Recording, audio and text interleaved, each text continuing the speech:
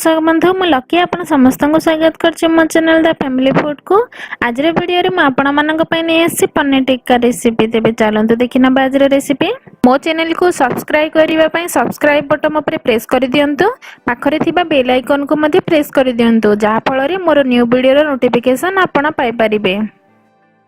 पनीर टिक्का पय मु इठी नेछि पनीर, पियाज, किछि कंचा लंका, कैप्सिकम, रेड बेल पेपर, बेसन, लंका गुंड, अदा रसुण पेस्ट, अजवाइन, दही, हलदी गुंड, लूण, सोरिष तेल और रिफाइन तेल।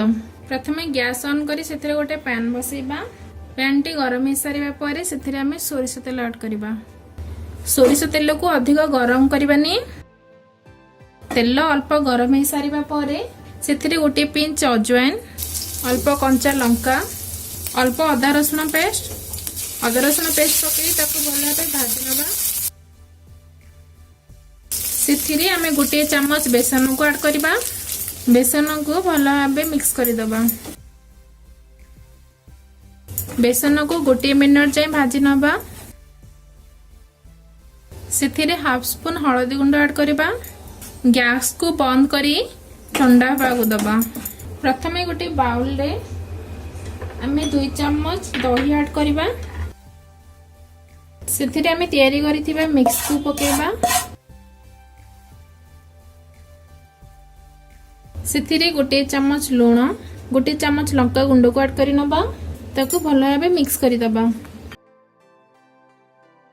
सेथिरे आमे काटी रखिथिबा paneer, red bell pepper, capsicum, पियाज को ऐड करि नबा। ताको भल भाबे मिक्स करि दबा। सेथिरे अल्प टिक्का मसाला ऐड करि नबा। ताको भल भाबे मिक्स करि दबा। देखंतु सब भल भाबे मिक्स हे चारिची। ए सब को हमें गोटे टूथपिक रे सजै रखि नबा।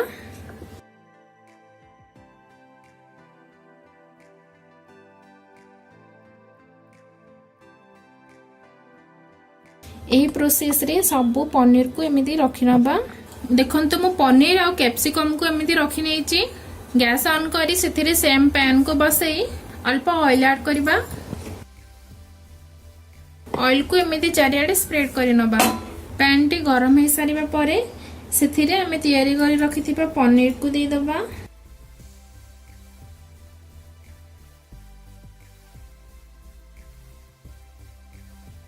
गोटे साइड हे सारिची एबे ताको उल्टे नबा।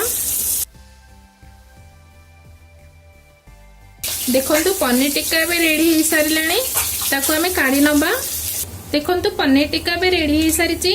चलंतु टेस्ट करि नबा। आपण ए रेसिपी को घरे निश्चय बने ट्राई करंतु और आपण को मो रेसिपी केमिति लागिला कमेंट सेक्शन में निश्चय जणांतु। जदि मो रेसिपी आपण को भलो लागे ताहाले लाइक शेयर एवं सब्सक्राइब करबा को जमारो भूलिबेनी।